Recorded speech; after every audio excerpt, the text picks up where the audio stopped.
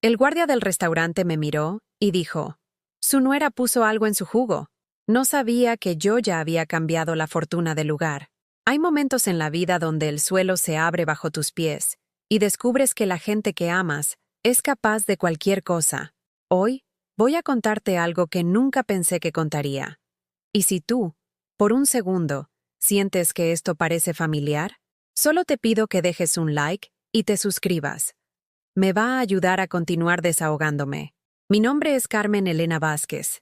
Tengo 72 años y hasta hace 6 meses creía que conocía a mi familia.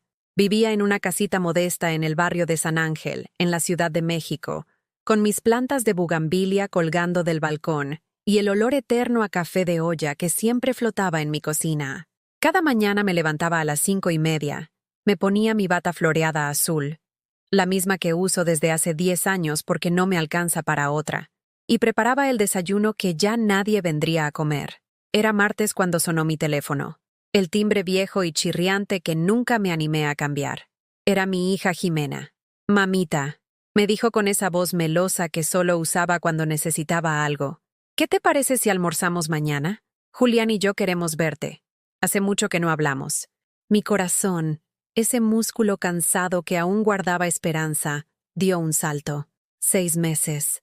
6 meses sin que me invitaran a nada, sin que me incluyeran en una celebración, sin que me preguntaran cómo estaba mi diabetes o si necesitaba ayuda con las medicinas. Pero ahí estaba Jimena, mi única hija, tendiéndome una rama de olivo. «Claro, mi amor», le respondí, tratando de no sonar demasiado emocionada. «¿Dónde nos vemos?» «En el Mirador del Lago. Ya sabes, ese restaurante bonito junto a Xochimilco. A las 2 de la tarde». Colgué el teléfono y por primera vez en meses me miré al espejo con ganas de arreglarme. Saqué del pequeño joyero de madera, el único que me quedaba después de haber vendido todo lo demás, mis aretes de perla, los únicos que conservé cuando empeñé las otras joyas para ayudarles con el enganche de su casa nueva. Esos aretes habían sido de mi madre, y ella me los había dado el día de mi boda diciéndome, «Que nunca te falte la elegancia, mija, aunque te falte todo lo demás». Me puse mi vestido azul marino, el que reservaba para ocasiones especiales. Estaba un poco desteñido y la costura del hombro se había descosido, pero lo arreglé con alfileres. Me peiné el cabello canoso en un chongo bajo, me puse un poco de rouge en las mejillas arrugadas y salí de casa sintiendo que quizás, solo quizás, mi hija me extrañaba de verdad. El camión me dejó a 3 cuadras del restaurante. Caminé despacio porque las rodillas me duelen cuando hace frío. Y febrero en la Ciudad de México puede ser cruel con los huesos viejos. El Mirador del Lago era elegante, con ventanales enormes que daban vista al agua y mesas con manteles blancos que gritaban dinero. Dinero que yo no tenía, pero que ellos sí. Los vi antes de que me vieran. Jimena estaba sentada de espaldas a la entrada, su cabello rubio recogido en una cola perfecta, vestida con un blazer beige que costaba más que mi pensión de 3 meses. Julián, su marido, revisaba su celular con esa expresión de aburrimiento permanente que había perfeccionado desde que lo conocí hace 15 años. Cuando me acerqué a la mesa, esperaba un abrazo, un beso en la mejilla, algo que me dijera que me habían extrañado. Pero Jimena apenas levantó la vista del menú. «Hola, mamá, siéntate». Ni siquiera se levantó. Julián tampoco.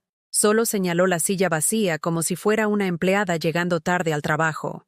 Me senté despacio, acomodando mi bolsa gastada en mi regazo. La mesa estaba puesta para 3, pero no había flores. No había ese detalle pequeño que dice, «Nos da gusto verte». Solo cubiertos fríos y una carta que no me atrevía a abrir porque sabía que no podría pagar ni la entrada más barata. «¿Cómo has estado, mamá?», preguntó Jimena sin levantar la vista del menú. «Bien, hija. Bien. Un poco sola, pero bien». Julián levantó la vista por primera vez y me miró como si acabara de decir algo patético. Murmuró. «Nosotros hemos estado ocupadísimos. El trabajo de Jimena, la casa nueva, los niños. Ya sabes cómo es». Claro que sabía. Sabía que sus trabajos les daban para cenas en restaurantes caros y vacaciones en Cancún. Sabía que su casa nueva tenía 4 recámaras y alberca. Sabía que los niños, mis nietos, Iban a escuelas privadas que costaban lo que yo gastaba en comida en 6 meses. Lo sabía porque Jimena se había encargado de contármelo todo, siempre con esa sonrisa que decía, «Mira todo lo que tenemos y tú no». El mesero se acercó. Un joven amable con chaleco negro que me sonrió como si yo fuera una persona normal, no un estorbo. «¿Qué van a ordenar?» Julián se dirigió directamente al joven sin preguntarme qué quería. «Para la señora», dijo señalándome, «un jugo de naranja natural, sin azúcar». Hizo una pausa y agregó con una sonrisa que me heló la sangre, como su vida. Jimena soltó una risa seca, esa risa que había aprendido de él y que usaba cada vez que querían humillarme. El mesero los miró extrañado, pero anotó la orden. Sentí que algo se rompía dentro de mi pecho. No era la primera vez que hacían comentarios así. Jimena había perfeccionado el arte de los insultos envueltos en chistes. «Ay, mamá, qué chistosa te ves con esa blusa. Mamá, deberías usar audífono, siempre preguntas lo mismo. Mamá, ya estás muy vieja para entender estas cosas». Pero esto era diferente. Esto era delante de un extraño. Esto era reducir mi vida entera a una broma cruel. «Muy bien», susurré, porque ya no me salía la voz normal. Mientras esperábamos la comida, Jimena comenzó a hablar. No conmigo, sobre mí. «Mamita, Julián y yo hemos estado platicando. Tú ya tienes 72 años. No tienes mucho tiempo». La frase se quedó colgando en el aire como una amenaza. «Y sería horrible que dejaras todo hecho un caos cuando te vayas, ¿no crees? Deberías ir organizando tus cosas, tu herencia, todo eso». Lo dijo sin mirarme, como si estuviera planeando qué hacer con los muebles de una casa que estaba por demolerse. Julián agregó, masticando pan, «Y que no se te ocurra donarlo a una de esas fundaciones de perritos o algo así. Sería muy egoísta de tu parte, Carmen. Nosotros somos tu familia». La humillación me subió por la garganta como bilis. Ellos no sabían, no tenían ni idea, que yo ya había tomado decisiones, que un año atrás, cansada de su desprecio, había ido con mi vecina Estela al notario del barrio, que ya había vendido el terreno que mi padre me había dejado, el único patrimonio real que tenía, y había puesto el dinero en una cuenta que ellos jamás tocarían. No sabían que había cambiado mi testamento 3 veces en el último año. No sabían que la vieja tonta que creían poder manipular había aprendido a protegerse en silencio. «Claro», murmuré, «lo voy a pensar». Llegó mi jugo, un vaso alto, frío, lleno de jugo de naranja natural que brillaba dorado bajo la luz del restaurante. Lo miré, y por un momento pensé que quizás estaba exagerando, que quizás esto era solo una comida incómoda con mi hija y su marido insensible. Iba a tomar el primer sorbo cuando un hombre se acercó a nuestra mesa. Era el guardia de seguridad del restaurante. Un señor mayor, tal vez de mi edad, con uniforme azul marino y una expresión seria pero amable. Se agachó discretamente junto a mi silla y me susurró al oído. «Señora, disculpe que la moleste. No quiero alarmarla, pero tenemos cámaras en todo el restaurante. Vimos algo que nos preocupó». Mi corazón se detuvo. «Su nuera puso algo en su bebida cuando usted no estaba viendo. Por favor, no se la tome». El tiempo se detuvo. Las palabras del guardia resonaron en mi cabeza como campanas de una iglesia anunciando muerte. «Su nuera puso algo en su bebida». No grité, no volqué la mesa como en las telenovelas. Solo sentí que algo muy profundo dentro de mí se fracturaba para siempre. Miré a Jimena. Ella seguía revisando el menú como si nada hubiera pasado.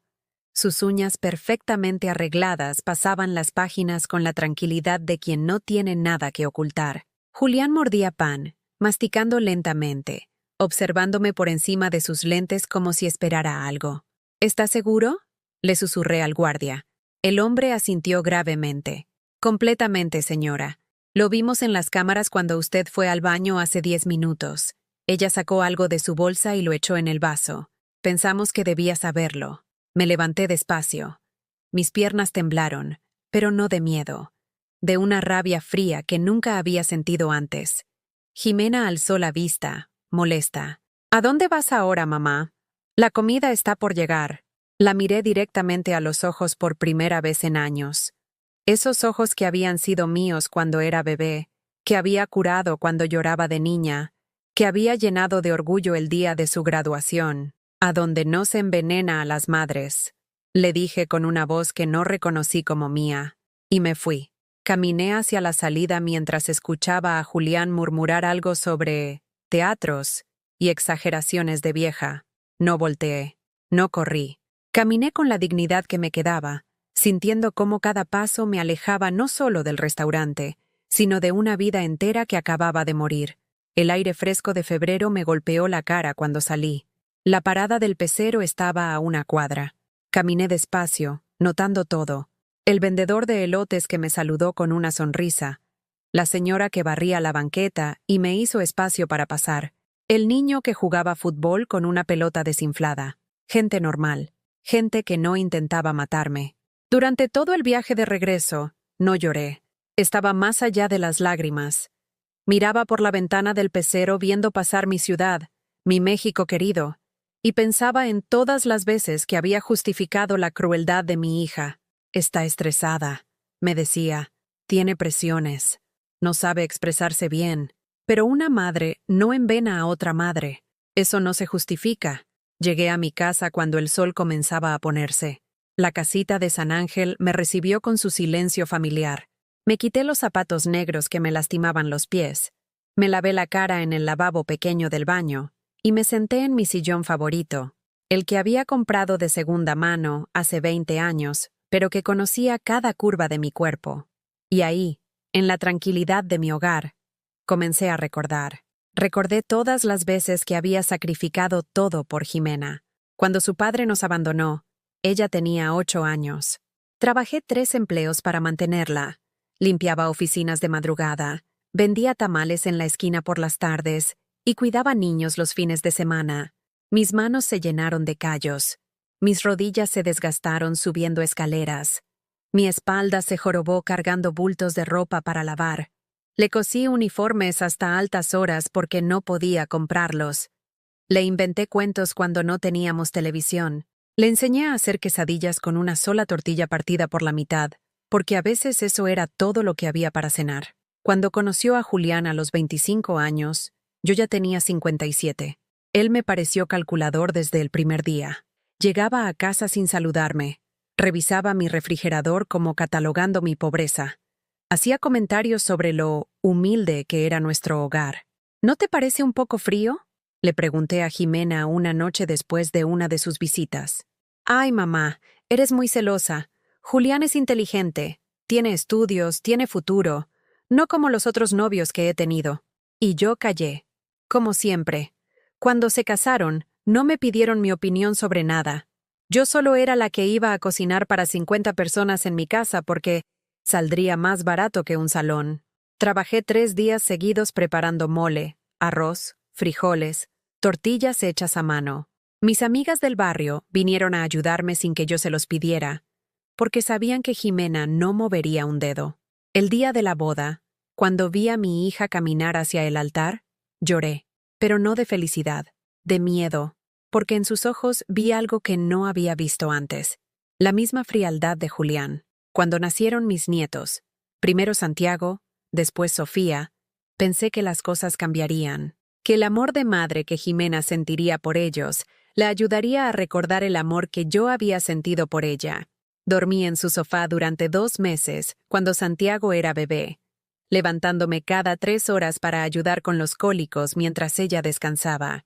Cambié pañales, preparé biberones, arrullé a mi nieto hasta que mis brazos ya no podían más. Gracias, mamá, me decía Jimena. No sé qué haríamos sin ti, pero cuando ya no me necesitaba, las visitas se espaciaron. Los gracias se volvieron, ya sabes cómo hacer eso. Y después, puedes venir mañana a cuidar a los niños mientras vamos al cine. Nunca me invitaron al cine. Durante la pandemia, cuando Julián perdió su trabajo y Jimena no podía trabajar desde casa con los niños, vendí mi lavadora. Era una Whirlpool que había comprado con tanto orgullo 5 años antes, después de lavar a mano durante toda mi vida. La vendí por 3,000 pesos y les di el dinero para que pagaran la luz. Es un préstamo, mamá, me dijo Jimena. Te lo devolvemos en 2 meses. Eso fue hace 3 años. Todavía lavo mi ropa en un lavadero de cemento que me destroza la espalda. Recordé todas las veces que llegué a su casa con regalos para los niños, juguetes baratos, dulces, libritos de cuentos, y Julián los recibía con esa sonrisa burlona diciendo, «Otra vez gastando en tonterías, Carmen». Recordé los cumpleaños donde yo llegaba con pastel hecho en casa, y ellos lo ponían en la cocina junto a la costosa repostería que habían comprado por si acaso. Recordé las navidades donde yo daba regalos y ellos me daban detalles. Una crema barata, un jabón de hotel, una vez nada porque se nos olvidó. Recordé el día que me enfermé de los riñones y tuve que irme sola al doctor porque tenían mucho trabajo. Recordé cuando me caí en las escaleras y me fracturé la muñeca. Y Jimena me dijo por teléfono, «Ay, mamá, qué mala suerte. Pero nosotros no podemos faltar al trabajo». Recordé todas las veces que me dijeron, «Estás muy sensible. Exageras todo. Ya estás grande para estos dramas». Y recordé, con una claridad dolorosa, el día que tomé la decisión que ellos no sabían que había tomado. Fue hace exactamente 1 año y 3 meses. Era diciembre, época navideña. Llegué a su casa con tamales que había hecho desde las 5 de la mañana. Toqué el timbre. Santiago, mi nieto de 12 años, abrió la puerta. «¡Abuela!», gritó con esa sonrisa que todavía era pura. «¡Viniste!». Pero antes de que pudiera abrazarme, escuché la voz de Jimena desde la sala. «¿Quién es, Santiago?». «Es la abuela Carmen con tamales. Dile que no estamos. Que se vaya». Mi nieto me miró confundido. Yo le sonreí y le di la olla de tamales. «Dile a tu mamá que me dio mucho gusto verlos», le susurré. «Y que los amo». Esa noche, cuando llegué a casa, llamé a mi vecina Estela. «Estela», le dije, «mañana vienes conmigo al notario. Tengo que arreglar unos papeles». Y arreglé más que papeles. Arreglé mi futuro. Esa noche no pude dormir. Me quedé sentada en la cocina, con una taza de té de manzanilla que se fue enfriando entre mis manos, mirando la pequeña caja de metal donde guardaba mis documentos importantes. Adentro estaban los papeles que Jimena y Julián nunca imaginaron que existían. El notario Rodríguez había sido muy claro conmigo aquel día de diciembre. «Señora Carmen», me había dicho con esa voz pausada de quien ha visto muchas familias destruirse por dinero, «usted tiene todo el derecho de disponer de sus bienes como mejor le parezca. Nadie puede obligarla a dejar su herencia a quien no desea». Estela, mi vecina de toda la vida, había sido mi testigo. Ella conocía mejor que nadie lo que yo había vivido con Jimena. Había visto las veces que yo llegaba llorando después de las visitas. Había escuchado mis desahogos en su cocina mientras tomábamos café de olla, y ella me consolaba con esa sabiduría de mujer que ha criado 5 hijos sola. «Carmen», me había dicho ese día camino al notario, «tú no les debes nada. Ya diste suficiente». El terreno de mi padre había sido mi único patrimonio real. 2 hectáreas en Xochimilco que él había comprado trabajando como albañil durante 30 años. «Para que nunca te falte nada, mija», me había dicho antes de morir. «Esta tierra vale oro». Y valía oro. Casi $500,000 cuando lo vendí el año pasado. Dinero que Jimena creía que yo no tenía. Dinero que ella esperaba heredar automáticamente.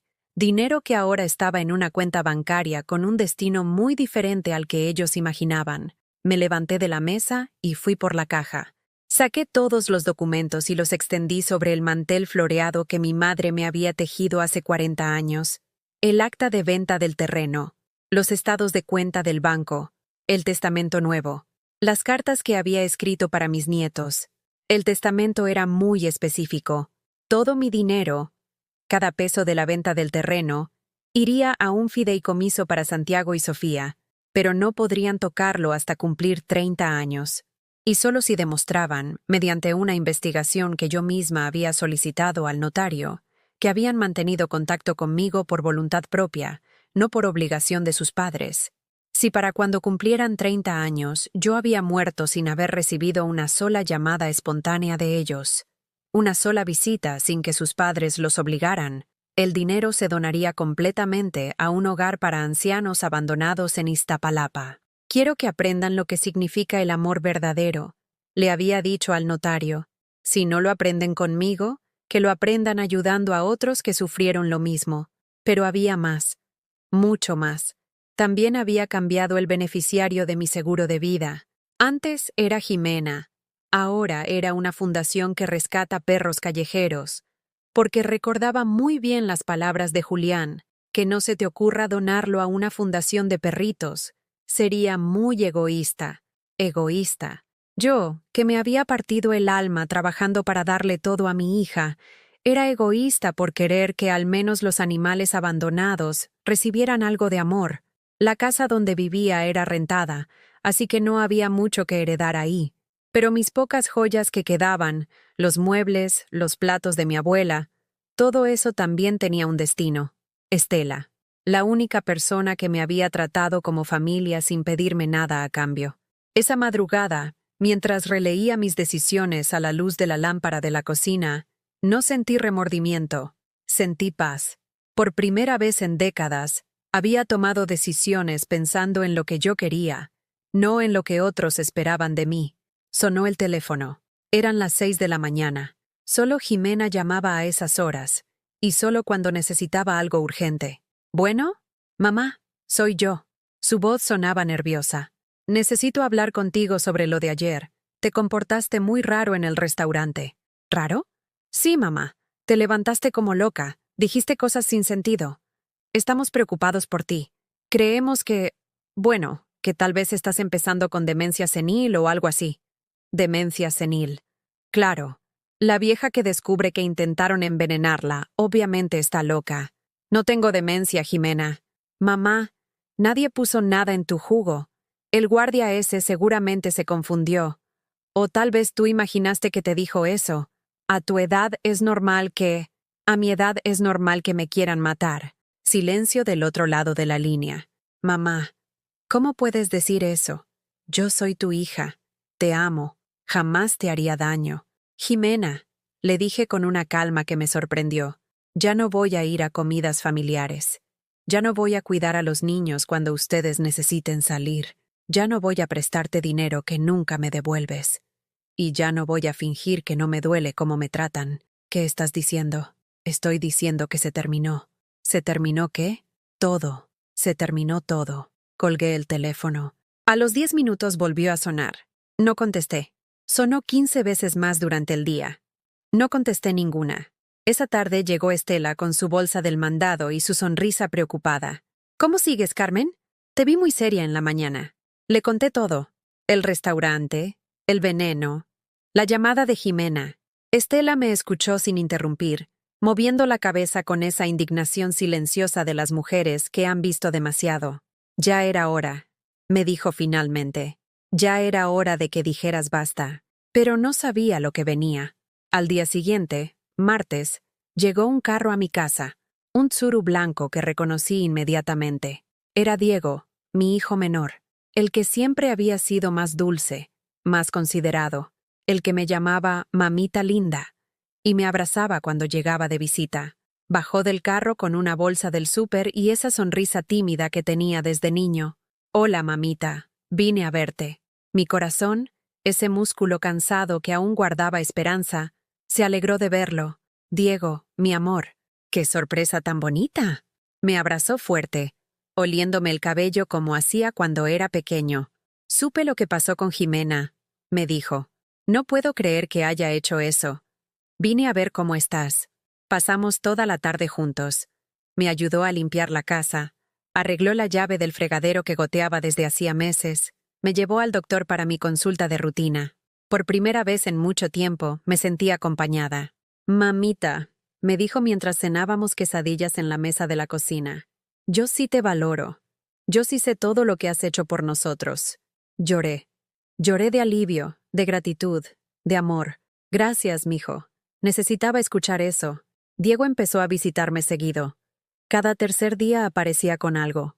Frutas, medicinas, flores para el altar de mi madre. Me acompañaba al banco, al mercado, a misa los domingos.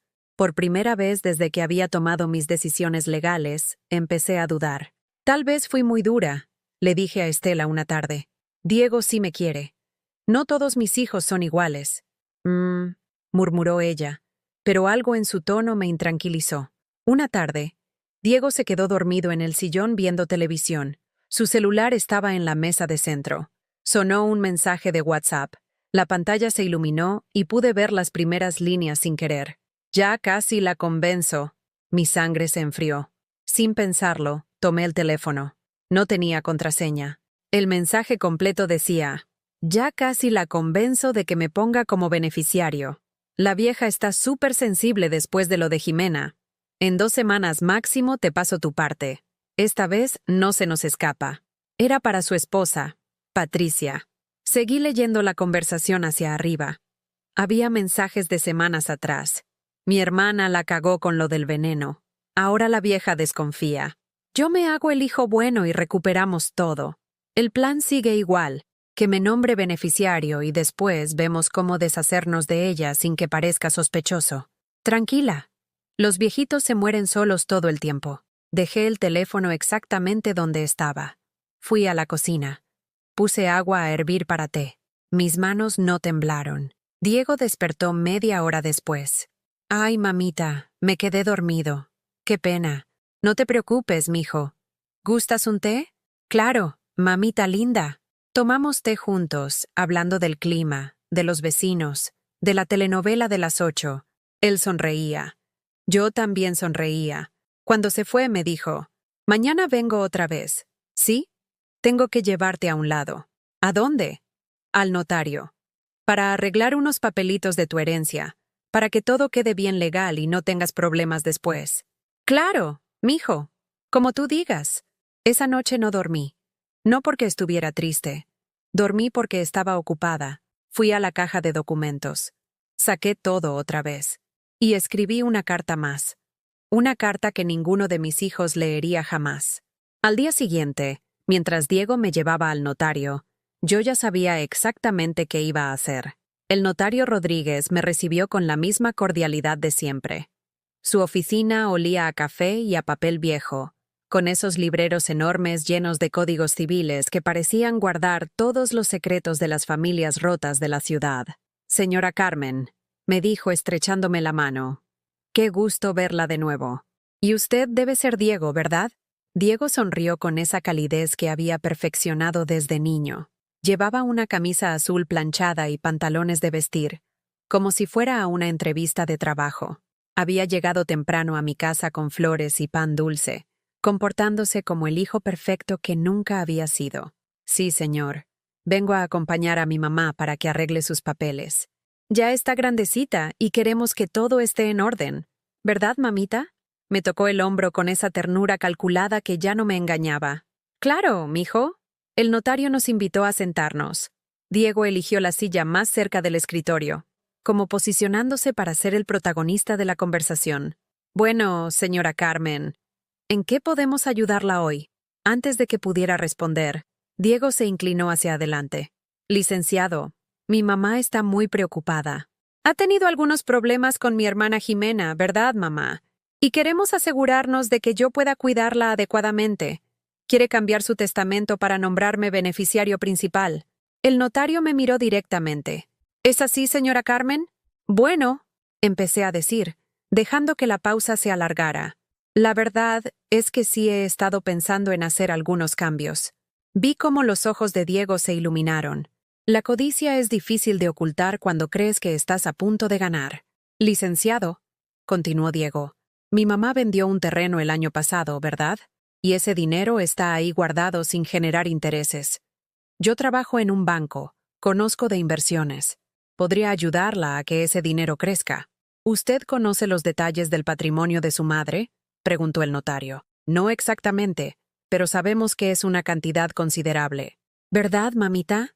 Me dirigió esa sonrisa que había usado para pedirme dinero para la universidad, para el enganche de su carro, para su boda con Patricia. Sí, susurré. Considerable. El notario abrió un folder grueso que reconocí inmediatamente. Mis documentos. Diego los vio y su expresión cambió ligeramente. Una sombra de confusión cruzó su rostro. Señora Carmen, dijo el licenciado con voz muy seria, antes de hacer cualquier cambio, debo informarle que tengo aquí documentos muy específicos que usted firmó hace 13 meses. ¿Está segura de que quiere modificar esas disposiciones? Diego se enderezó en su silla. ¿Qué documentos? El notario me miró esperando autorización. Asentí. Su madre ya tiene un testamento muy detallado. También tiene documentos que especifican el destino de todos sus bienes, incluyendo el producto de la venta del terreno en Xochimilco. ¿Cómo? Diego balbuceó. Pero mamá, nunca me dijiste... Diego, le dije con una voz que no había usado nunca con él. Hay muchas cosas que no te he dicho. El notario continuó. Según estos documentos, el patrimonio de la señora Carmen está destinado a un fideicomiso para sus nietos, Santiago y Sofía, con condiciones muy específicas. También hay donaciones establecidas para organizaciones benéficas. Vi cómo la cara de Diego cambiaba de confusión a shock, y después a algo mucho más feo. La máscara del hijo amoroso se estaba resquebrajando. Mamá, dijo con una sonrisa forzada, seguramente firmaste eso cuando estabas confundida. Podemos cambiarlo, ¿verdad, licenciado? Solo si la señora Carmen lo solicita expresamente y demuestra que está en pleno uso de sus facultades mentales. Por supuesto que está en pleno uso, exclamó Diego, pero su voz había subido de tono. Lo que pasa es que mi hermana la ha presionado, la ha manipulado. Diego, lo interrumpí. Nadie me ha manipulado. Entonces, ¿por qué harías esto? ¿Por qué nos dejarías fuera? Somos tu familia. Yo he estado cuidándote, visitándote, desde hace 3 semanas. ¿Qué? ¿Que me has estado visitando desde hace 3 semanas? Antes de eso, no sabías ni si estaba viva o muerta. El licenciado observaba en silencio, con esa neutralidad profesional de quien ha visto muchas familias destrozarse en su oficina. Diego intentó recuperar la compostura. Volvió a sonreír, pero ahora la sonrisa temblaba en las comisuras. Mamita, está bien. He estado ocupado con el trabajo, pero eso no significa que no te ame. Somos familia. La sangre es la sangre. La sangre, repetí lentamente. ¿Como cuando Jimena puso veneno en mi jugo? ¿Qué? Eso es una locura. Jimena jamás haría algo así. ¿Ah, no? Entonces, ¿por qué en tus mensajes con Patricia dices que la cagó con lo del veneno? El silencio que siguió fue tan denso que parecía sólido. Diego se puso pálido, después rojo, después pálido otra vez. Yo... no sé de qué hablas. Saqué de mi bolsa una hoja doblada. Era una impresión de pantalla que Estela me había ayudado a hacer en el ciber de la esquina. Ya casi la convenzo de que me ponga como beneficiario. Leí en voz alta. La vieja está súper sensible después de lo de Jimena. En 2 semanas máximo te paso tu parte. Esta vez no se nos escapa. Diego se quedó inmóvil. El notario se aclaró la garganta incómodamente. ¿Quiere que continúe? Pregunté. Que me nombre beneficiario y después vemos cómo deshacernos de ella sin que parezca sospechoso. Tranquila. Los viejitos se mueren solos todo el tiempo. Mamá, eso no... los viejitos se mueren solos todo el tiempo. Repetí. Esas fueron tus palabras exactas, Diego. Se levantó de la silla tan bruscamente que la tiró. La máscara había caído completamente. Ya no era el hijo dulce y preocupado. Era un hombre de 42 años furioso porque su plan se había arruinado. Está bien, sí, es cierto. Pero ¿sabes qué? Te lo mereces. Toda tu vida has sido una carga. Siempre quejándote, siempre necesitando algo, siempre siendo un estorbo. El notario se puso de pie. Señor, le pido que se tranquilice o tendré que pedirle que se retire. Pero Diego ya no podía parar. Años de frustración acumulada salían como lava de un volcán. ¿Crees que no sabemos lo que has estado planeando a nuestras espaldas? Vendiste el terreno sin decirnos. Cambiaste el testamento como una vieja resentida. Todo porque Jimena no quiso seguir fingiendo que te soporta. Diego. No, mamá, se acabó el teatro. Patricia tiene razón. Eres una vieja amargada que nos chantajea emocionalmente. Siempre has sido así, siempre haciéndonos sentir culpables por tener nuestras propias vidas. Cada palabra era una bofetada, pero extrañamente no me dolían. Era como si finalmente estuviera viendo a mi hijo real, no al que yo había inventado en mi cabeza. ¿Sabes qué es lo que más me molesta? Siguió gritando. Que te hagas la víctima, como si fueras una santa. Como si no hubieras sido una madre controladora y manipuladora toda la vida. ¿Manipuladora? Sí. Siempre con tu carita de sufrimiento. Siempre recordándonos todo lo que sacrificaste. Como si hubiéramos pedido nacer. Como si te hubiéramos obligado a cuidarnos. El notario intervino firmemente. Señor Diego, le pido que se retire inmediatamente o llamaré a seguridad. Diego me señaló con el dedo, temblando de rabia. Esto no se va a quedar así. Vamos a pelear tu testamento. Vamos a demostrar que estás loca, que no estás en tus facultades mentales. Puedes intentarlo, le dije con una calma que me sorprendió. Pero va a ser difícil demostrar que estoy loca cuando tengo grabaciones de todos tus mensajes. ¿Qué grabaciones? Saqué mi celular viejo. Ese que él siempre se burlaba porque ni siquiera es smartphone. Toqué la pantalla y se escuchó su propia voz. Mamita, mañana vengo otra vez. ¿Sí? Tengo que llevarte a un lado, al notario, para arreglar unos papelitos de tu herencia. Su cara se descompuso completamente. ¿Desde cuándo me grabas? Desde que leí tus mensajes. Estela me enseñó cómo usar esta función. Diego salió de la oficina dando un portazo que hizo temblar los vidrios. Desde la ventana, lo vi subirse a su Tsuru y arrancar haciendo rechinar las llantas. El notario se sentó pesadamente en su silla. Señora Carmen, lamento mucho que haya tenido que pasar por esto. No se preocupe, licenciado. Era necesario. ¿Quiere hacer algún cambio en sus documentos? Sí, le dije. Uno solo. Saqué otra hoja de mi bolsa. La carta que había escrito la noche anterior. Quiero que agregue esto al expediente. Es una carta explicando mis decisiones, para que quede claro que las tomé en pleno uso de mis facultades mentales, después de años de reflexión, y conociendo perfectamente las consecuencias. El notario leyó la carta en silencio. Cuando terminó, me miró con una mezcla de respeto y tristeza. Señora Carmen, me dijo, en 30 años de profesión, he visto muchas familias disfuncionales, pero pocas veces he visto a alguien tomar decisiones tan valientes. ¿Valientes? Liberarse de la culpa que otros nos imponen es el acto más valiente que existe. Salí de la oficina del notario sintiéndome extrañamente ligera, como si hubiera estado cargando una mochila llena de piedras durante años y finalmente me la hubiera quitado. En la parada del camión, mientras esperaba el pecero que me llevaría de vuelta a San Ángel, mi celular sonó. Era un número que no reconocía. Bueno, abuela Carmen. Mi corazón se detuvo. Era la voz de Santiago, mi nieto. Santiago, mi amor, ¿cómo conseguiste mi número? Se lo pedí a mi amigo Pablo. Su mamá lo tiene porque ustedes van a la misma iglesia. ¿Está todo bien, mi nieto? Abuela. Su voz se quebró un poco. ¿Es cierto que ya no nos vas a ver nunca? Y ahí, en esa parada de camión, con el ruido del tráfico de la Ciudad de México alrededor, empecé a entender que tal vez, solo tal vez, no todo estaba perdido. Santiago, le dije, tratando de controlar el temblor en mi voz. ¿Dónde estás, mi amor? En la escuela. Es el recreo. Abuela, ayer papá llegó muy enojado a la casa. Estaba gritando cosas feas sobre ti. Y mamá estaba llorando. No entiendo qué pasó. Mi nieto tenía 12 años. 12 años y ya estaba viviendo las consecuencias de las decisiones de los adultos. El pecero llegó, pero lo dejé pasar.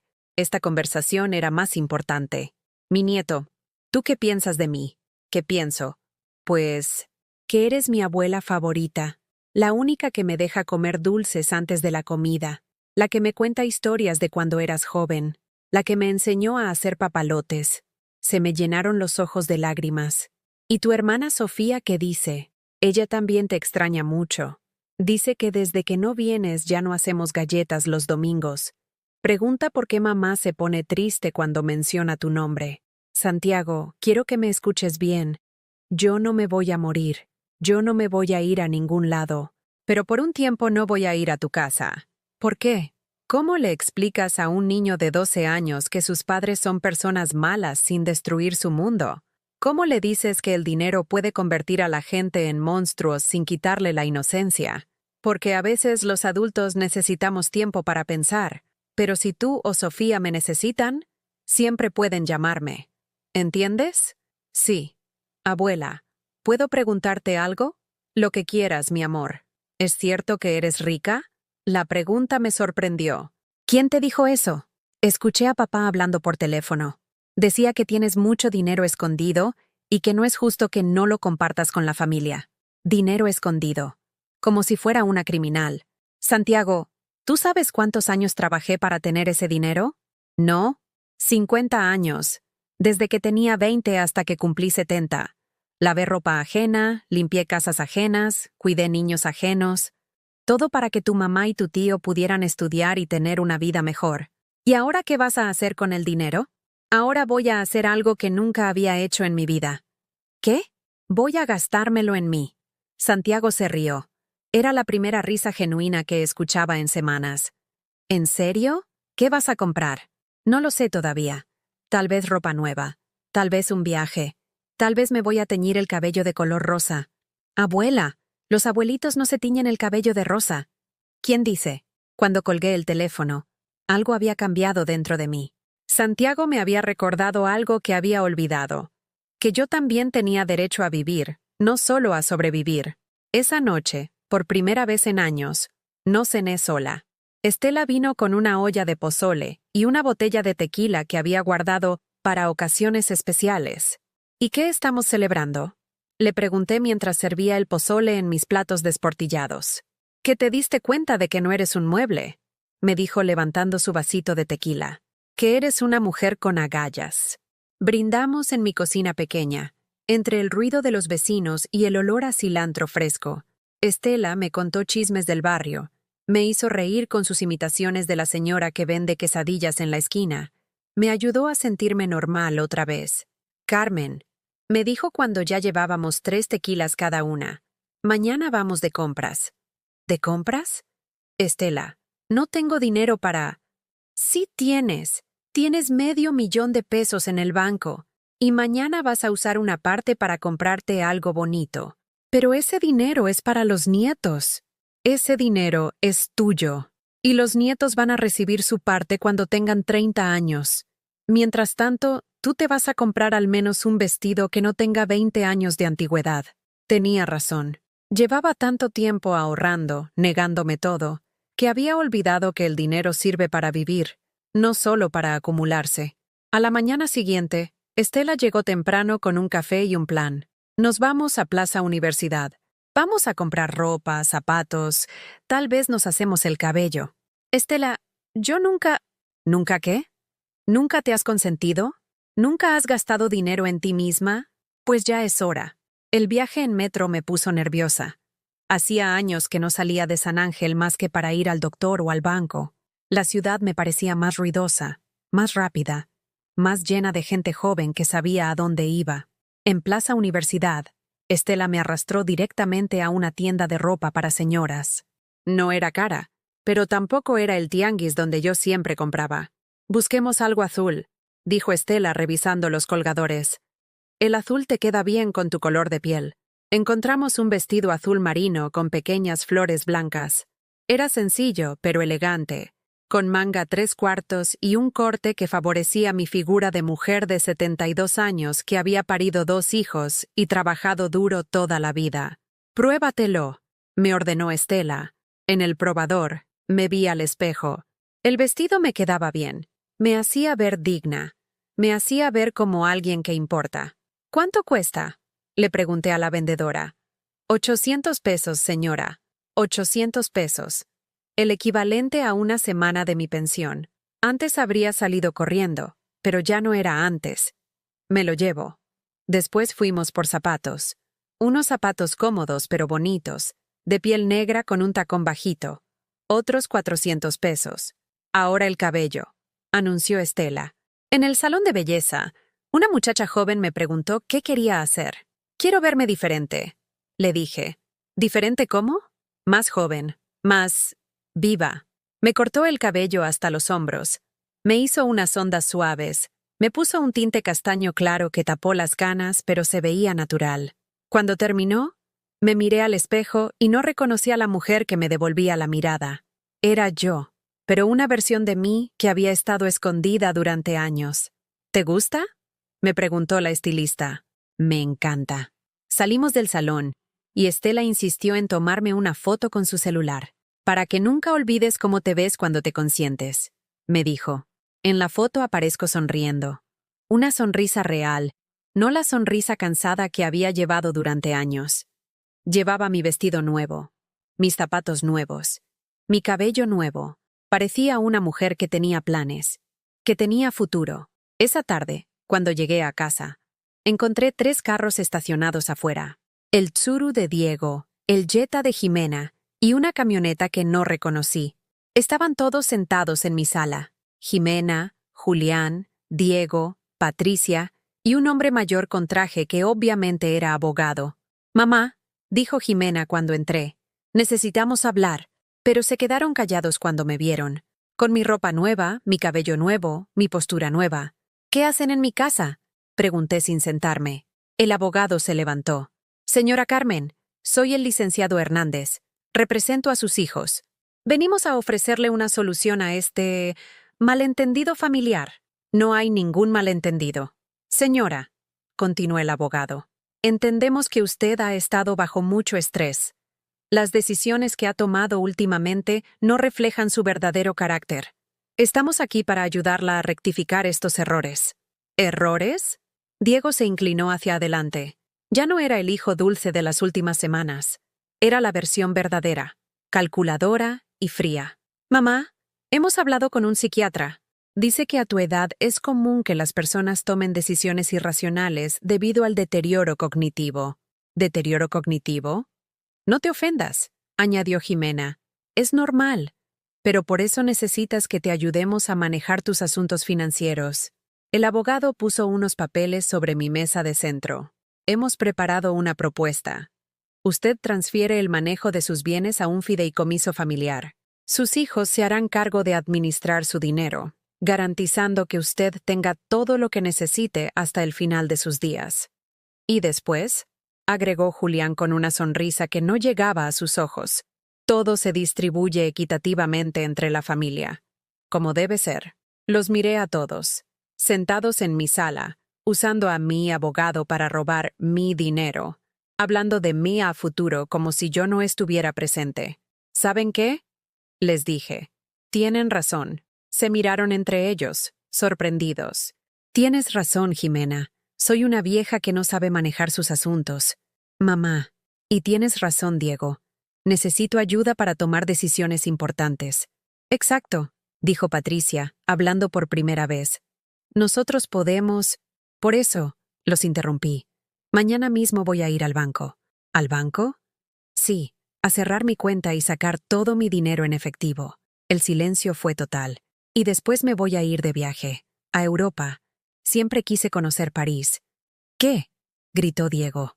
«¡No puedes hacer eso!». «¿Por qué no? Es mi dinero. Pero es nuestra herencia». «Ah», les dije con una sonrisa que había aprendido de Julián. «¿Herencia? Yo pensé que estaban preocupados por mi bienestar». El abogado carraspeó. «Señora Carmen, le ruego que reconsidere». «Ya reconsideré», le dije. «Durante 72 años reconsideré». «Ya no». Me dirigí hacia la puerta y la abrí. «Les pido que se retiren de mi casa. Todos». «¡Mamá!», gritó Jimena. «No puedes echarnos así». «Claro que puedo. Es mi casa. Te vas a quedar sola. Nadie te va a cuidar cuando estés enferma. Prefiero morirme sola que vivir rodeada de buitres». Uno por uno fueron saliendo. Diego fue el último. «Esto no se va a quedar así», me susurró al pasar. «Ya lo sé», le respondí, «pero ya no me da miedo». Cerré la puerta y me quedé sola en mi sala, en mi casa, en mi vida nueva. Por primera vez en décadas, el silencio no me daba tristeza, me daba paz. A las 6 de la mañana siguiente, mi teléfono empezó a sonar. Y no paró en todo el día. Primero fue Jimena, después Diego, después Patricia, después Julián, después el abogado, después números que no reconocía pero que claramente eran familiares lejanos que de repente se habían enterado de que yo tenía dinero. No contesté ninguna llamada. A las 9 de la mañana, mientras tomaba mi café de olla en la cocina y admiraba las bugambilias de mi balcón que se veían más bonitas ahora que las miraba con otros ojos, sonó el timbre. Era un joven en motocicleta con un sobre amarillo. «¿Carmen Elena Vázquez?». «Sí». «Firma aquí, por favor». Era una citación judicial. Diego y Jimena me estaban demandando para declararme incapaz mental y quitarme el control de mis bienes. Leí los documentos sentada en mi mesa de cocina, con el mismo café que había tomado miles de veces antes, pero ahora sabía diferente. Más amargo. O tal vez era yo la que sabía diferente. Según los papeles, mis hijos alegaban que yo sufría de deterioro cognitivo severo, que me impedía tomar decisiones racionales sobre mi patrimonio. Como evidencia presentaban comportamientos erráticos recientes y decisiones financieras irresponsables. Comportamientos erráticos. Decidir que no quería que me envenenaran era comportamiento errático. Decisiones financieras irresponsables. Gastar mi propio dinero en un vestido era irresponsable. Tenía 30 días para presentar mi defensa ante un juez que decidiría si yo era competente para manejar mi propia vida. Me vestí con mi vestido nuevo y fui caminando al ciber de la esquina. Don Roberto, el dueño, me ayudó a usar una computadora para buscar abogados especializados en derecho familiar. ¿Todo bien, doña Carmen?, me preguntó cuando vio que imprimía documentos legales. Todo perfecto, don Roberto. Por primera vez en años. Encontré el despacho de la licenciada Ana Sofía Mendoza. En su página web decía que se especializaba en proteger los derechos de adultos mayores contra abuso familiar y financiero. Perfect. Su oficina estaba en la Colonia Condesa. Un mundo diferente al mío, pero que ya no me intimidaba.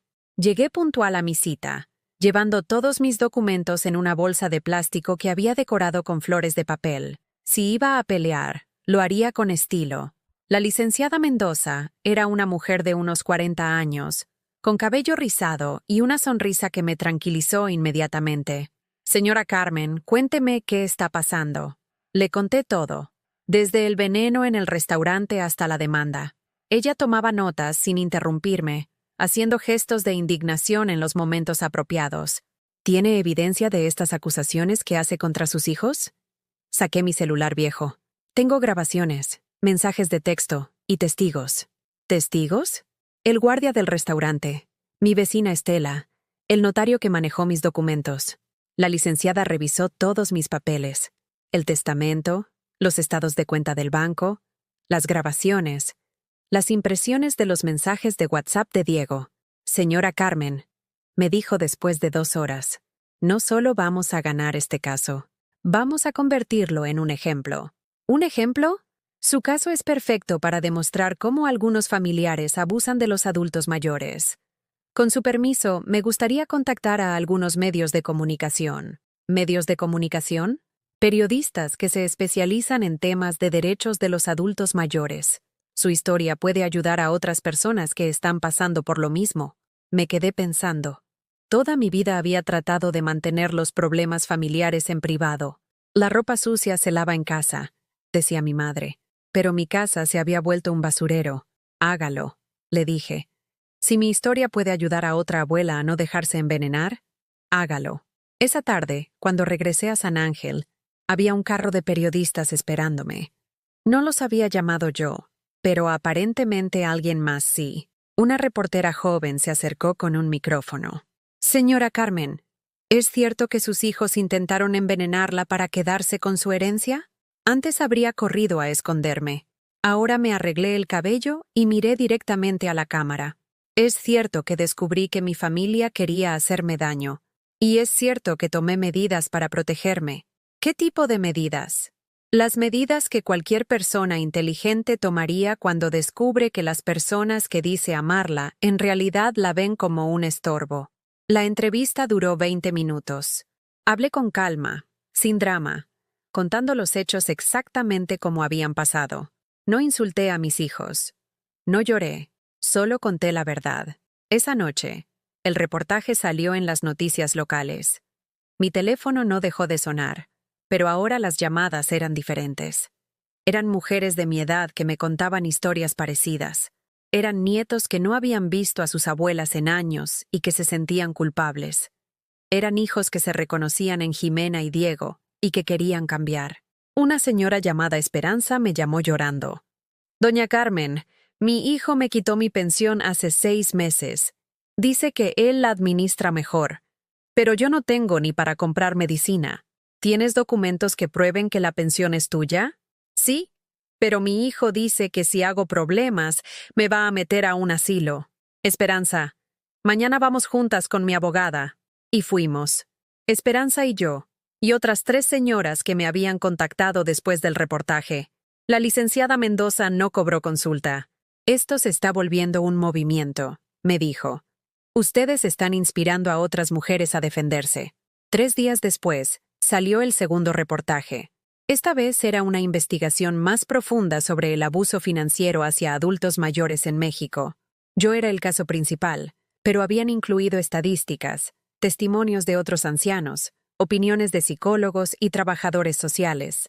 El reportaje mencionaba que en México, el 16% de los adultos mayores sufre algún tipo de abuso por parte de familiares, que la mayoría son mujeres, que el abuso financiero es el más común pero el menos denunciado.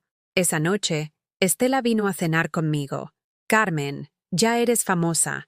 No quería ser famosa, solo quería que me dejaran en paz. Pero mira todo lo que has logrado. Esas señoras que ayudaste ya recuperaron sus pensiones. La señora Esperanza ya echó a su hijo de su casa. Tú las inspiraste a pelear. Tenía razón. Sin buscarlo, me había convertido en la cara de algo más grande que mi problema personal. Al día siguiente, mientras regaba mis plantas, llegó otro carro. Pero esta vez no era de periodistas. Era Santiago. Solo, en bicicleta. Abuela, me dijo cuando bajó la bicicleta. ¿Puedo hablar contigo? Claro, mi amor. ¿Cómo llegaste hasta acá? Me vine en bici desde la casa. Son como 2 horas, pero quería verte. Tenía 12 años y había pedaleado 2 horas para verme. Mi corazón se apretó. ¿Tus papás saben que estás aquí? No. Están en el trabajo, pero necesitaba preguntarte algo. Dime, ¿es cierto que papá y mamá te hicieron algo malo? Me senté en las escaleras de mi casa y lo jalé para que se sentara conmigo. Santiago, ¿tú qué piensas? Yo pienso que papá y mamá han estado muy raros últimamente, muy enojados. Y cada vez que alguien menciona tu nombre, se ponen como locos.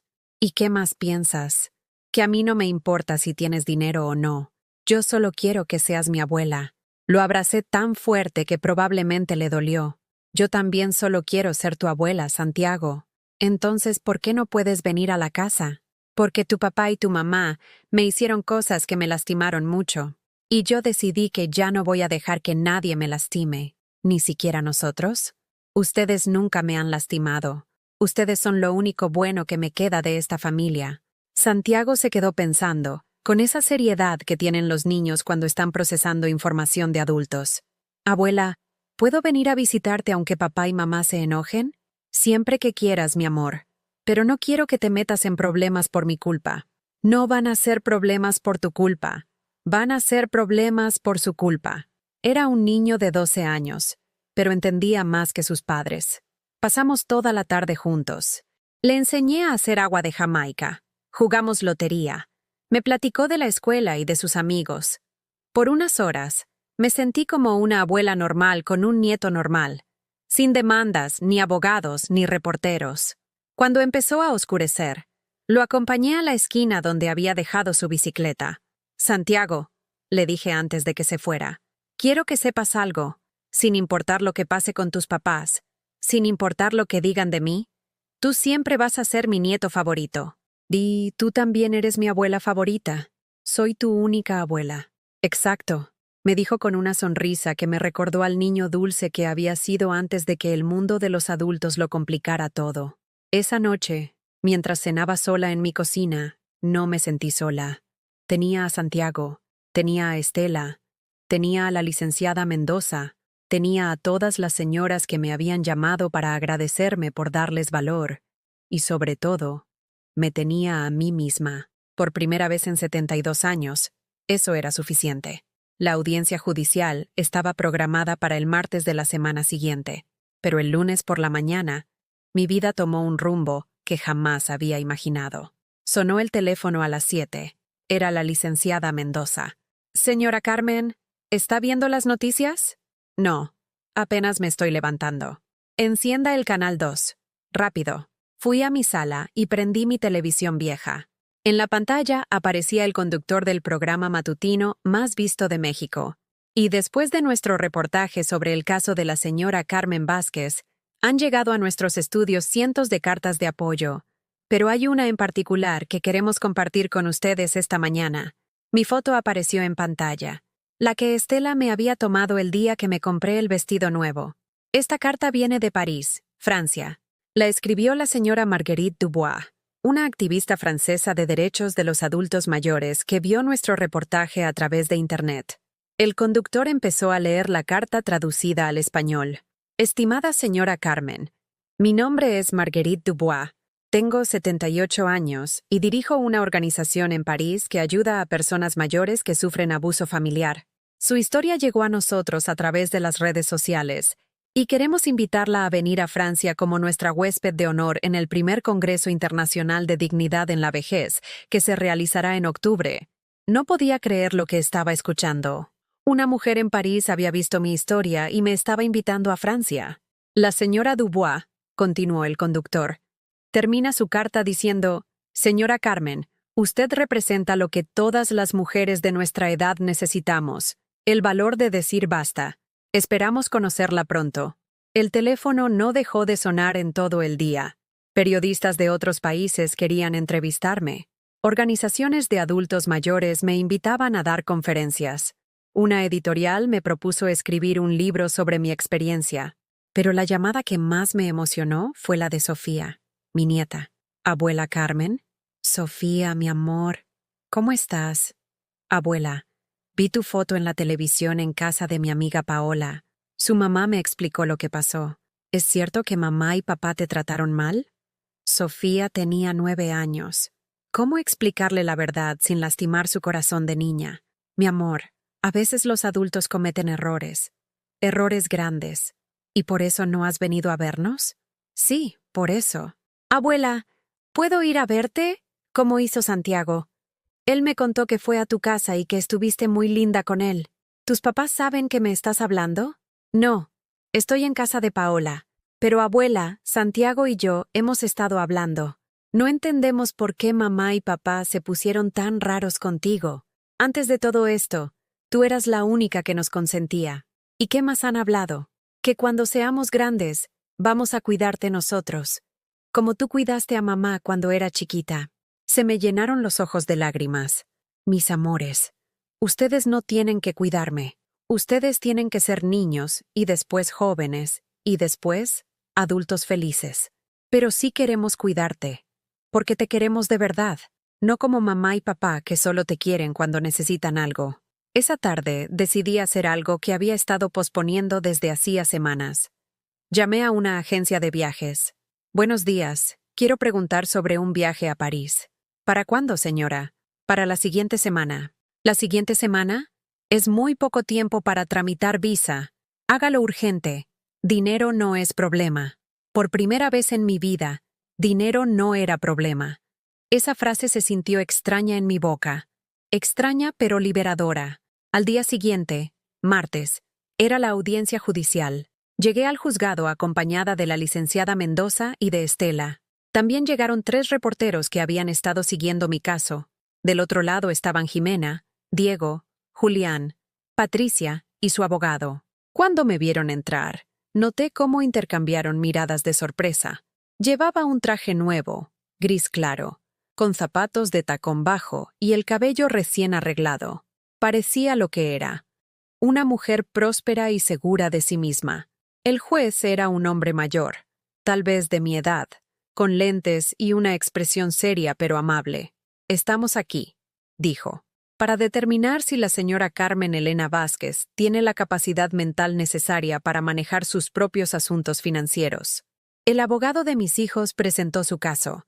Habló de mi edad avanzada, mis decisiones erráticas, mi comportamiento agresivo hacia la familia. Señoría, dijo, la señora Carmen gastó 800 pesos en un vestido.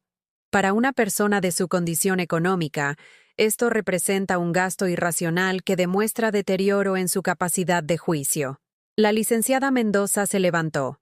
Señoría, mi clienta tiene en el banco 450,000 pesos. 800 pesos representan el 0,17% de su patrimonio. Es equivalente a que una persona con 10,000 pesos se compre un chicle de 17 centavos. Después presentamos nuestras evidencias. Las grabaciones de Diego planeando deshacerse de mí. Los mensajes sobre el veneno. El testimonio del guardia del restaurante. Pero lo que realmente cambió todo fue cuando el juez me pidió que hablara directamente. Señora Carmen, ¿puede explicarme con sus propias palabras por qué tomó las decisiones que tomó? Me levanté. Miré a mis hijos sentados en la mesa del otro lado. Después miré al juez. Señoría, durante 50 años trabajé para darles todo a mis hijos. Vendí mis joyas, empeñé mis cosas, me negué cualquier lujo para que ellos pudieran estudiar y tener una vida mejor que la mía. Continúe. Cuando mi hija me invitó a comer después de 6 meses sin hablarme, pensé que me habían extrañado. Pero solo querían saber cómo repartirse mi herencia. Y cuando descubrí que habían puesto veneno en mi bebida... ¡Eso es mentira!, gritó Jimena. El juez la calló con la mirada. Cuando descubrí eso, continué, entendí que ya no era su madre. Era un estorbo que había que quitar del camino. ¿Y por qué no denunció el intento de envenenamiento? Porque no quería lastimar a mis nietos. Porque a pesar de todo, todavía los amaba.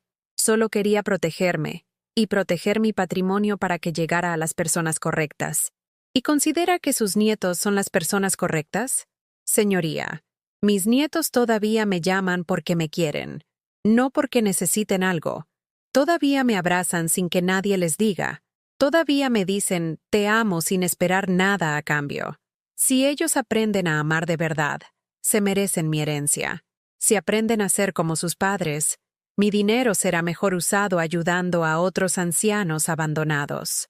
El juez estuvo en silencio unos minutos, revisando los documentos. Señora Carmen, me dijo finalmente, en mis 30 años como juez familiar, he visto muchos casos de abuso hacia adultos mayores, pero pocas veces he visto a una víctima defenderse con tanta inteligencia y preparación. Sus decisiones no solo son racionales, son ejemplares. Se dirigió a mis hijos. En cuanto a ustedes, deberían estar agradecidos de tener una madre que, a pesar de cómo la han tratado, siguió protegiéndolos al no denunciarlos penalmente. La demanda fue desechada. El juez determinó que yo estaba en pleno uso de mis facultades mentales y que tenía derecho absoluto a disponer de mis bienes como considerara apropiado. Cuando salimos del juzgado, los reporteros nos esperaban. Uno de ellos me preguntó, «Señora Carmen, ¿qué planes tiene ahora?» «Voy a ir a París», respondí. «Siempre quise conocer la Torre Eiffel. ¿Y después?» «Después voy a vivir. Por primera vez en 72 años, voy a vivir para mí». Esa noche, Santiago y Sofía se escaparon de su casa. Llegaron a las 8, cuando ya había oscurecido, con una mochila cada uno. «Abuela», me dijo Santiago, «queremos quedarnos contigo. ¿Sus papás saben dónde están?» «Les dejamos una carta», dijo Sofía. «Les dijimos que nos vinimos contigo porque ellos te trataron mal y nosotros no estamos de acuerdo. Mis amores, ustedes no pueden quedarse aquí. Sus papás van a estar preocupados». «No van a estar preocupados», dijo Santiago. «Van a estar enojados porque se les arruinó el plan». Llamé a Jimena. Contestó al primer timbre. «¿Dónde están mis hijos?» «Conmigo. Y están bien. Devuélvemelos inmediatamente. Eso es secuestro». «Jimena, ellos vinieron solos. Les voy a dar de cenar y después tú vienes por ellos. No pienso ir a tu casa. Entonces Diego que venga. O Julián. Pero alguien tiene que venir por estos niños». Colgué. Cenamos los 3 en mi cocina. Quesadillas con queso Oaxaca y agua de Jamaica. Santiago me contó que había sacado 10 en matemáticas. Sofía me enseñó un dibujo que había hecho de nosotros 3. Ella, Santiago y yo, tomados de las manos bajo un arco iris. «¿Por qué no hay más personas en el dibujo?», le pregunté. «Porque solo nosotros 3 nos queremos de verdad», me dijo. A las 10 llegó Diego. No se bajó del carro. Tocó el claxon. «Vayan con su tío», les dije. «Pero recuerden que siempre van a tener un lugar aquí conmigo». «¿Vas a estar aquí cuando regresemos de París?», me preguntó Sofía. «¿Cómo sabes que voy a París?» «Lo dijiste en la televisión. Voy a estar aquí cuando regresen. Y les voy a traer regalos de Francia». Los acompañé hasta el carro. Diego no me miró. Los niños se subieron al asiento de atrás y me dijeron adiós con la mano hasta que el carro desapareció. Esa noche, por primera vez en meses, me fui a dormir completamente en paz. Mañana empezaría mi nueva vida. Y por primera vez en 72 años, esa nueva vida era completamente mía. 6 meses después, estoy sentada en un café en Montmartre, París, viendo el atardecer sobre la ciudad que siempre soñé conocer. Llevo puesto un abrigo rojo que compré en los Campos Elíseos, zapatos cómodos pero elegantes y un collar de perlas que me regalé a mí misma el día que cumplí 73 años. En la mesa tengo una taza de café au lait, un croissant que todavía humea y mi teléfono donde acabo de terminar una videollamada con Santiago y Sofía. «Abuela, te ves preciosa», me había dicho Sofía desde la pantalla, con esa sonrisa que ilumina mi corazón desde aquí hasta México. «¿Ya subiste a la Torre Eiffel?», me preguntó Santiago. 3 veces, les dije riéndome. Y mañana voy por 4ª vez porque todavía no me canso. Les platiqué sobre el Congreso de Derechos de los Adultos Mayores, donde di una conferencia que fue traducida a 5 idiomas. Les mostré las fotos del Louvre, de Versalles, de los jardines de Luxemburgo donde ahora camino todas las mañanas. «¿Cuándo regresas?», me preguntó Sofía. «La próxima semana, y les tengo muchas sorpresas». No les dije que una de esas sorpresas era un departamento que había rentado cerca de mi casa en San Ángel, un lugar donde ellos pudieran quedarse conmigo los fines de semana, si sus padres se los permitían. Si no, donde pudieran visitarme cuando cumplieran 18 años y fueran libres de tomar sus propias decisiones. Estos 6 meses habían sido los más extraordinarios de mi vida. París me había recibido como nunca imaginé que un lugar pudiera recibir a una mujer de mi edad. Marguerite Dubois, la activista francesa que me había invitado, se volvió mi amiga más querida. Una mujer de 78 años que había criado 4 hijos sola y que ahora dedicaba su vida a ayudar a otros ancianos a defender su dignidad. «Carmen», me había dicho el primer día que nos conocimos, «tú representas algo que muchas mujeres de nuestra generación necesitan ver, que nunca es demasiado tarde para decir basta». Juntas habíamos recorrido París.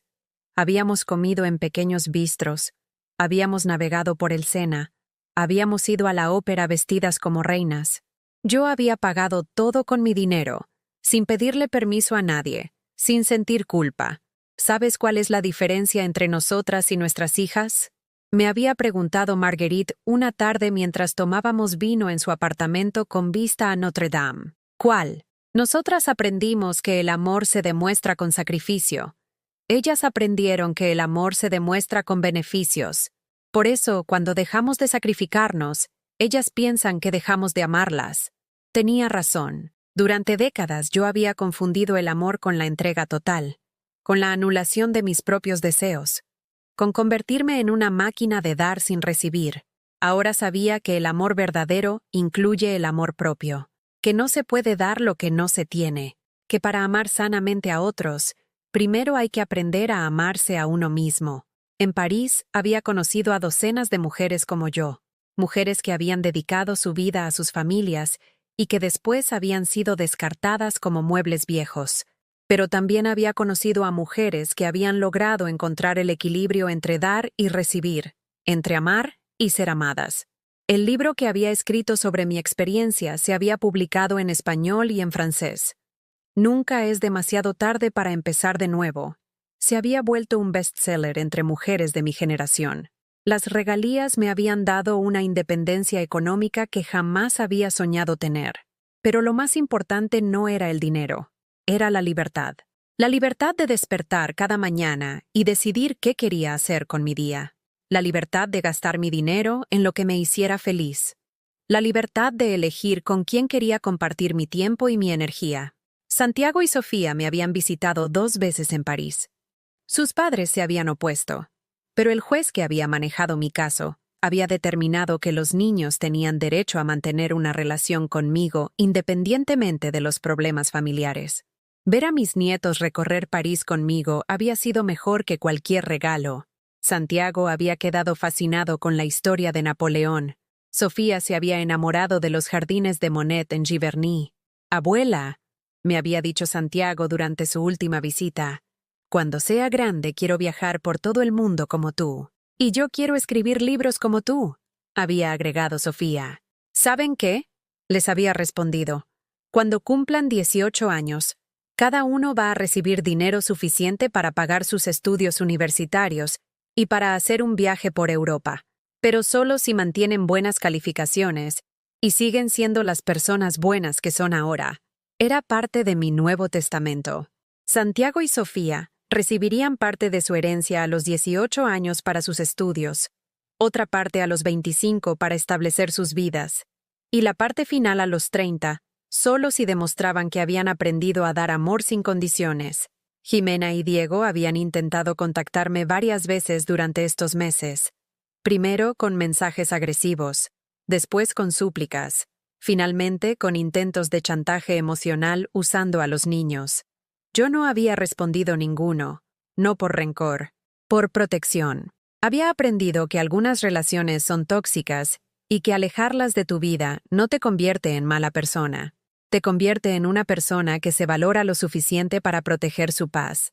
El doctor Philip Moreau, un psicólogo geriátrico que había conocido en el Congreso, me había explicado algo que me ayudó mucho.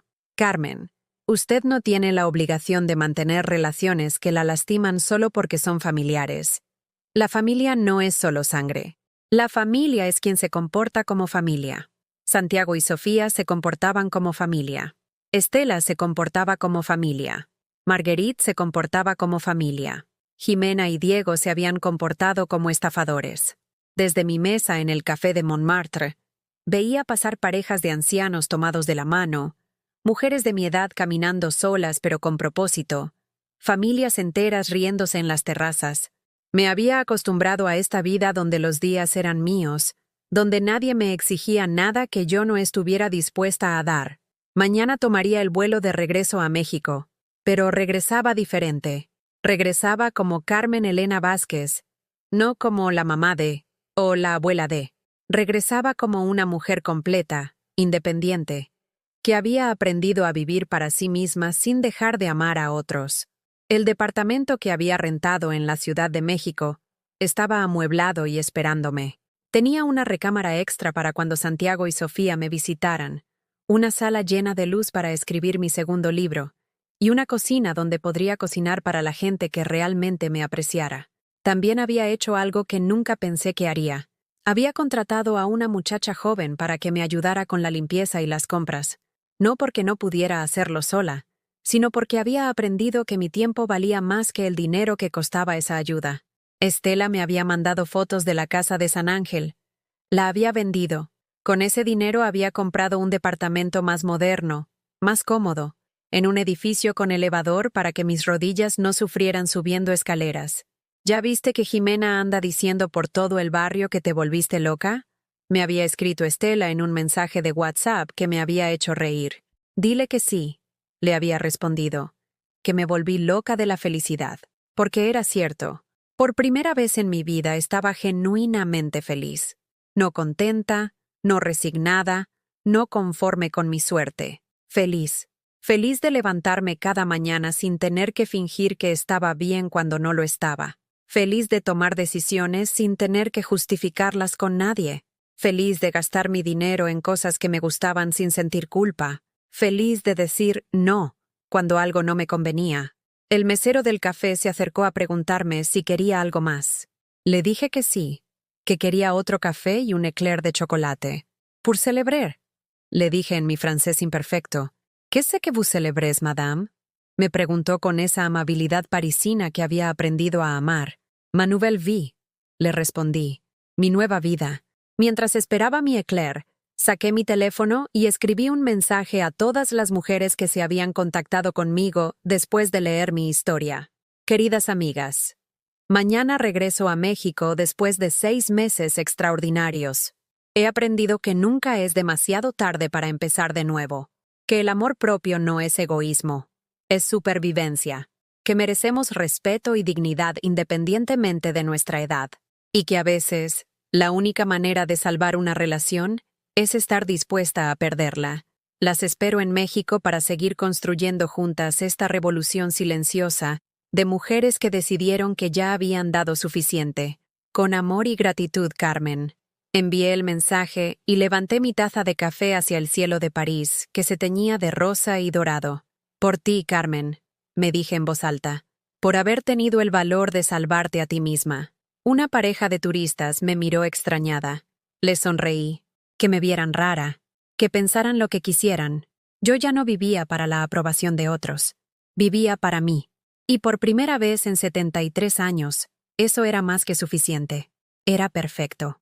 ¿Has vivido o conoces a alguien que haya pasado por algo parecido? Cuéntame en los comentarios tu experiencia. Si esta historia te tocó el corazón, déjame tu like y suscríbete al canal para que este mensaje llegue a alguien que necesita escucharlo.